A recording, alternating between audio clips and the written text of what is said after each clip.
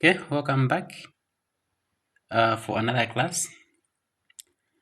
This is business management that we are going to continue where we ended last time. For those who followed up all the class, you bear with us to say we discussed what is management and we went on to look at who is the manager,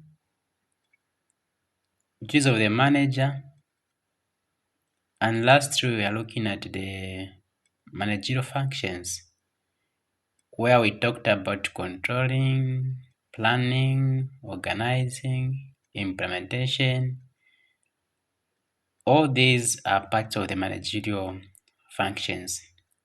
So for today, our discussion is being summarized in this table that I'm showing on the screen. So look at some types of managerial roles. Now, when talk about types of managerial roles, we're talking about three types, which is interpersonal, informational, and decision. And all these, they are grouped into 10. So if I ask you to list types of managerial roles, we are talking about three: interpersonal, informational, and decisional laws. But if I ask you to mention the laws of the manager, we're talking about 10. That's figurehead, leader, liaison, monitor, disseminator, spokesperson, entrepreneur, disturbance handler, resource allocator, and negotiator. Now, allow me to draw you back for you to understand manager and the leader, because I've seen on the first type of managerial there is a leader.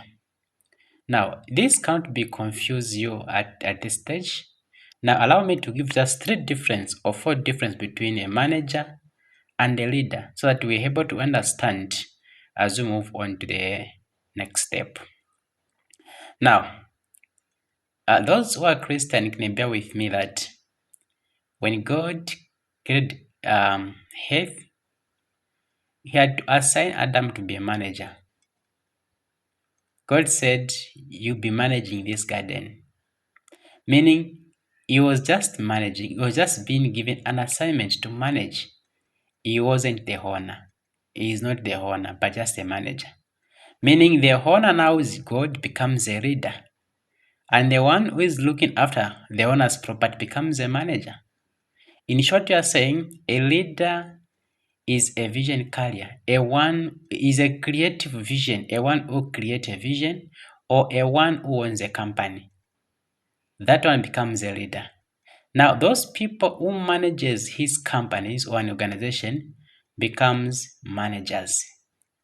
Second, a leader is a risk taker. He can invest all what he has in certain thing, and then those risks could be managed by a manager. Now, under manager is now a risk controller. Now, under in management, we also look at what we call risk management, because it's only the manager should manage risks, but the leader will just take a risk and manager will control those risks. Apart from that, also a manager builds relationship. A manager will just build a relationship of people who is going to implement his or her vision. But a manager now will build up a system that will make the vision of a leader to be implemented.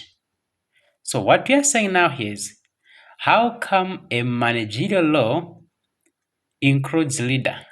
It's because you cannot fulfill the vision of the leader if you do not have a role to play as a leader. No wonder, even as God said we should have his likeness, meaning character, for us to perform certain things that God does. So even a manager should have some character of a leader, should find a way on how things should be done. Because if there's a big difference between the owner and the company, their company can't function. In a short analysis, I want to say the how truth of any organization reflects the character of the owner. And the workers of an organization is a reflection of the owner. So a owner will give a directive on how he wants things to be done. Now it interpret up to the manager to implement, to set up a system that will implement such process of the leader. Now, having looking at all these things, allow me now to look at some of the managerial roles that we have in our discussion. Now, according to one of the philosopher or one of the writer who talks about management by the name of Henry. Now, this Henry is a scholar and is one among the best management scholar or author who writes frequently about management. Now, this man classified managerial roles into three types or three categories. So allow me to start on the first one, which is what we call now interpersonal. Now, if you look at this interpersonal, now interpersonal also has got three subheading which falls under interpersonal. So the first one, we have what we call figurehead. Now, what is figurehead? What is found on figurehead? What do you need to know about figurehead? Now, what type of this law under figurehead? So figurehead, it's a managerial law that involves of welcoming visitors, dignitaries. In case you receive some government, maybe ministers at your organization, how do you welcome them as a manager? Who should welcome them? Where should they go first? Whom should they meet? Okay, all such we see when a president is going to a country like this time we have got AU summit. You'll find at airport there is a red carpet, there is gun salute. All such arrangements are what we call figurehead managerial law. Second is what we call a leader. Now a leader, that's why now it comes in. As a manager should play a role as a leader. Now what does a leader do? A leader offers service. A leader takes risk. A leader is a vision carrier. A leader is creative.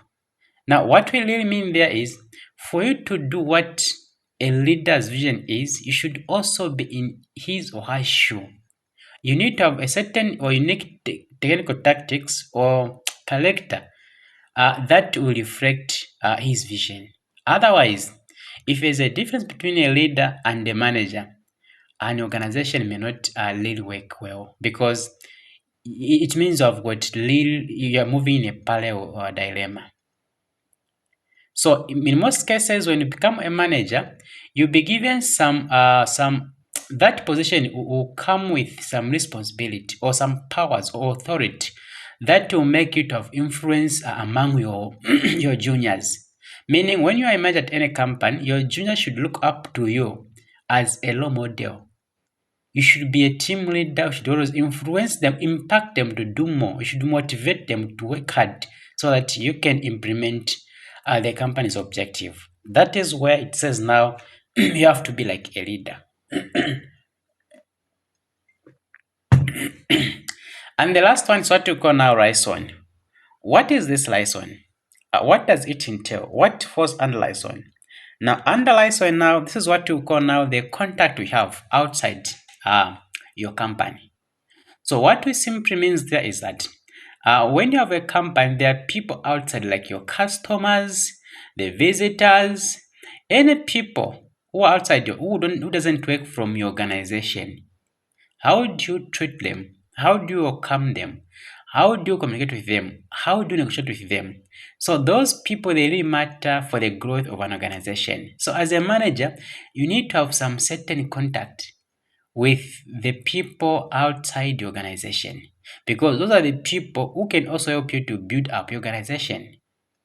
Can you imagine if you just receive a call from a director of ZipTech to say, "Hi, I just thought of greeting you." You know, it's really something that you can smile saying, "Oh, the owner is even calling me." So, okay, suppose it's the president, our president just call you to say, "Hi, I thought of checking upon you." You can't believe it, okay? Because of having such contact outside people or customers, it makes them to feel cared, feel loved, feel important, and it even motivates them to feel like, I think these are the good organization because they care for the customer. That's what we call a liaison. Allow me to go to a second managerial law, which falls under information laws. What is found there? So we find that under information laws, these are interpersonal relationships that a manager creates to other people. Now, it's very important that you, as a new manager or the old manager, you have to create a relationship or a link or a network within your organization and outside the organization. You need to set up a system that to make the flow of information. Now, under information rules, we see again there are three subheading that explain what are these laws that falls under information laws.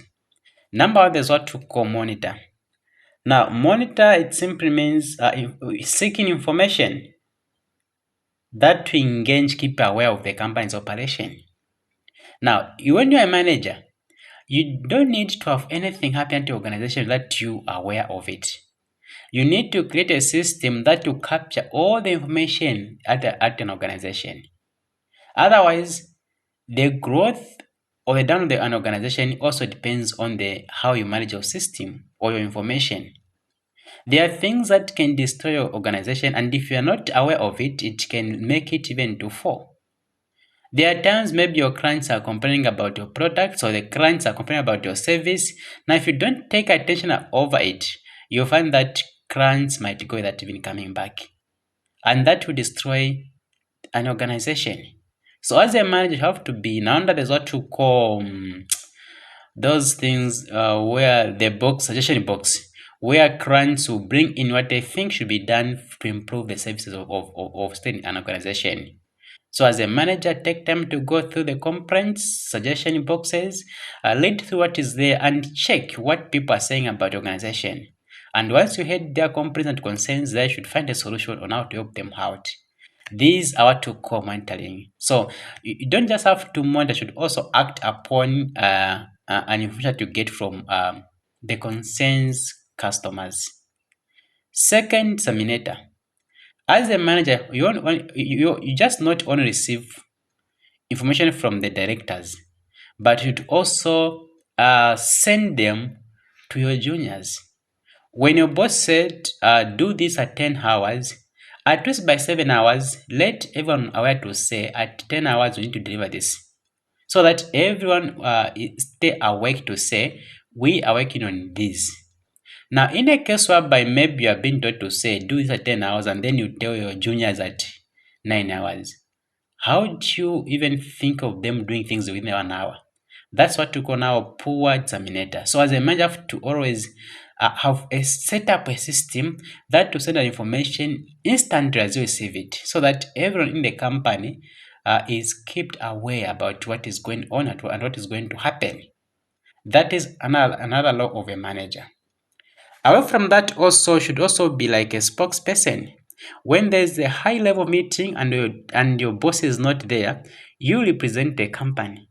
So you have to represent the vision, objective, the mission of the company, because you are speaking on behalf of an organization. So as a manager, you have to know how to communicate, how to defend, and how to speak about an organization that you are managing. That is why we talk about a spokesperson as a manager. So all these all should be in one as a manager. And lastly, allow me now to talk about another aspect of decision laws. Now, under decision laws, now you see again there are four aspects that falls under decision laws. Number is what we call entrepreneur. What is entrepreneur? Entrepreneur is a person, in short, who finds or who spots an opportunity and finds a solution. What do you mean about an opportunity? For example, maybe where you stay, there is no mobile money, both. And that it means of spot an opportunity. So when you bring in that mobile money, it means you have now solved that opportunity or that problem. Or in short, you are saying finding an opportunity is identifying the needs of people where you are. Once you find a solution, it means you have a mind of entrepreneur. Or you might find an existing business or a company which offers a similar product. Now you have to know what are some of the weaknesses that this company has. And once you work on their weakness against them, or you do something that will improve the services of what other people are doing, it means you have got a mind of entrepreneur. Now, as a manager, when you're running a company, it really looks embarrassing to call your boss to say, boss, we are looking for 100 for transport or for talk time. That's really become a poor manager. Try to identify within an organization any extra resource or any extra source that can bring in or that can have an extra income to your company, so that even when your boss is not there, you can still sustain the operation of the company. So when you are trying to identify an opportunity within an organization, and then you see where other money can come in to support the work of an organization, there it means that manager has got an entrepreneurial skills or has got an entrepreneurial mindset that can help him or her to run an organization. Second is also to call disturbance handler. Now, there are some clients who are very difficult to handle at an organization. Even some workers who can insult you, some they can come drunk, some they can speak vulgar language that can even affect your emotions. Now, as a manager, you need to have we should have high emotional intelligence, because such clients who can insult you, if you don't really have high emotional intelligence, you can make them run away or go away from your company. There's a saying which they say all clients are light, all customers are light. I don't think if that's true or not, but it's true that your law is to make your customers stay, not to make them go. So even when your customer is long, find a respective, decent way of handling such way. There are times your fellow workers will be gossiping, they will divide themselves, they'll be fighting. It's obvious in every company that there's some grouping, they just like that one, there's this problem. Now, if you don't know how to handle problems as a manager, it will become very difficult. And third from the last, there's what we call resource allocator. Knowing where to put the money in an organization is very paramount for the growth of an organization. I'll give an example. When I was working at one company in Kitwe, that was way back 4 years ago, one of our boss called us to say, look guys, we have no money. We only have 40,000 to pay rentals for this building. Now what do we do? Should we pay you 40,000 and then you work hard on production to make this 40 within 1 week or 2 weeks? So that we pay 100. We had a debate. Finally, the boss paid us, and then he went to the landlord to say, our landlord, please give us 1 week, we'll pay you. After he pays us, he wants us to say, guys, look, I have paid you instead of the 100. So you have to work hard so that we triple or we double our production so that we make money to pay the 100. Otherwise, we can be evicted. Now, because of his action, we felt important. We felt like our boss really values us because he chose to pay us instead of the 100. And we worked hard. We are very motivated, and we worked extra. We went extra mile at a point of making that money within a week. Now, can you imagine if he paid the 100, and then all workers maybe coming for work without food, hungry, homes that broken homes, there's no money, you have no transport, maybe some landlords they evict you. How can you have a production? Eventually you can't even make any money to pay workers. So what we are saying is that as a manager, you have to know resource allocator. Where do you allocate money first, or any resource that we have? Look what the resource that we have, and then see the priority. Which one is the first priority when it comes to resourcing allocating? If I put this resource on this one, can it affect our operation? These are what you should think as a manager. Otherwise, if you allocate resource or you miss up allocation of resource, it might affect the company because you might pay or you allocate resource to a different or to a sector which does not even need more. I remember last time at our SDA church at university, I think it was last month, we had a debate to say, guys, we have 1 million at church. Should we buy a church bus Should we open a school, or we build homes or orphanage that side that we have? And then we said, you, if we buy a bus, we build a house for an orphanage there. The money won't maybe even be enough. What we do is, let's open a church, let's open a school, so that when we start having money, the same money can be build a church, can build an orphanage, can also buy a bus. That's how we think when it comes to allocate resources. You need to think something which is more productive that can even pay back the other sectors. That is how you should think when you become a manager at any certain organization. And lastly, is what we call negotiator. You need to learn how to negotiate in an organization. Remember, any talk you have with any visitor, any client, any worker, it's negotiation. So as a manager, you need to invest more on negotiation skills. You need to know how to talk, how to negotiate, how to make things work, and how to sell the selling. Because it's through negotiation that to make people or other people outside the company to agree with your proposals. Otherwise, if you're a poor negotiator, it's unlikely that you can win uh, anyone so when it comes to buy your products. And finally, allow me now to look at the skills that you should have as a manager. What are the skills that you should have as a manager? That's what I think I have to check down there. What are the skills that you should have as a manager? So these are what I've been discussing, and I'm sure by now we have some ideas about these things. If there's any question, remember I said we are going to have another online platform that will give a platform on everyone to ask, like I think next month end. So the last part now, let's look at the skills of the manager. This is where I'm going to end my discussion. So as a manager, what are your skills? What should you have as a manager? Number one is what we call technical skills.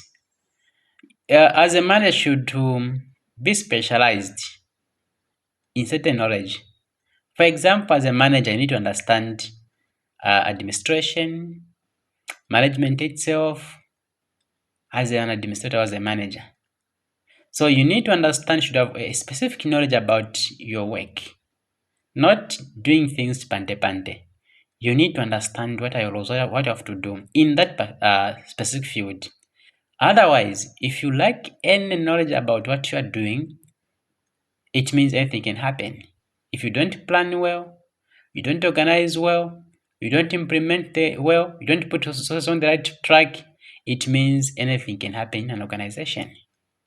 Number two, technical skills, or number two skills you should have, which is interpersonal skills. Interpersonal skills, I think, such as sensitivity, you have to be sensitive with your other members, persuasiveness or perseverance, and empathy, love, and care should always be there to your people whom you're working with.